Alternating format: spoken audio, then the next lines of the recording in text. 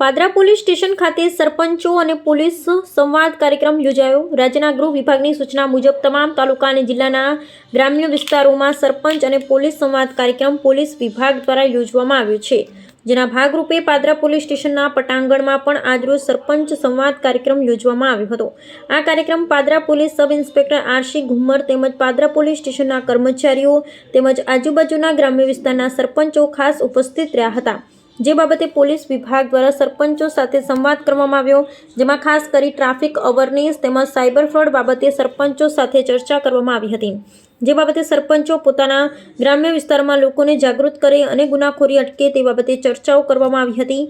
ખાસ કરી કાયદો અને વ્યવસ્થા જળવાઈ રહે અને ગુનાખોરી પર નિયંત્રણ પણ આવે તે બાબતે સરપંચો સાથે સંવાદ કરવામાં આવ્યો હતો।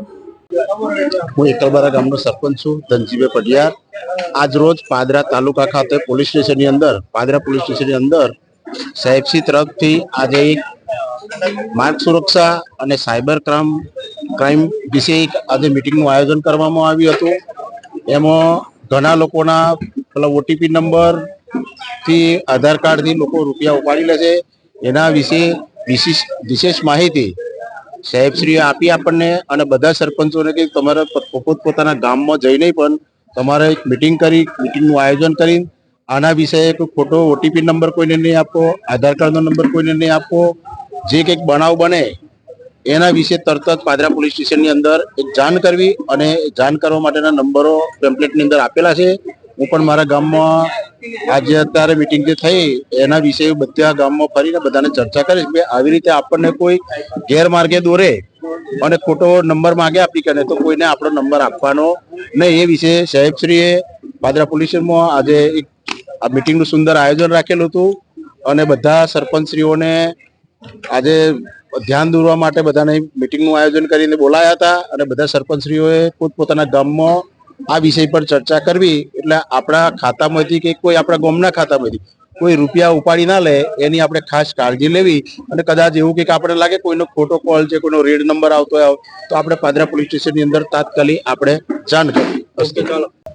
આજરોજ પાદરા પોલીસ સ્ટેશને માર્ગ સુરક્ષા તેમજ સાયબર ફ્રોડ વિશે માહિતી માટે અલગ અલગ ગામના મતલબ પાદરા તાલુકાના બધા સરપંચોને બોલાવવામાં આવ્યા હતા, જેમાંથી 40 થી 45 સરપંચો હાજર રહ્યા હતા।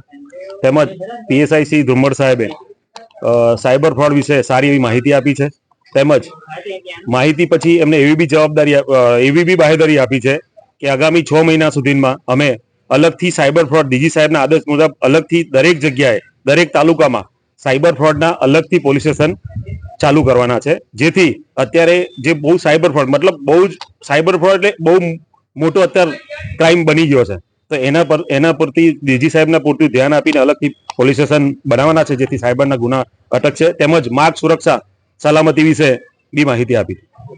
પાદરા પોલીસ સ્ટેશને સાહેબશ્રીએ બધા સરપંચોને બોલાયા હતા અને ટ્રાફિક નિયંત્રણ માટે એમને માર્ગદર્શન આપેલું। રજનીભાઈ સાહેબે અને પીઆઈ સાહેબે આપણને ટ્રાફિકમાં અકસ્માત ના થાય એ રીતે હેલ્મેટ યુઝ કરવો અને રોંગ સાઈડ નહીં જવું એ રીતે અવેરનેસ આપણને શીખવાડેલી છે, અને પબ્લિકને અપીલ કરી રહ્યા છે કે ટ્રાફિકનો નિયમનો ભંગ ના કરવો, અને ટ્રાફિક નો નિયમ ભંગ કર્યા વગર અકસ્માત ના થાય એ રીતે ગાડી ચલાવવી। ઓકે।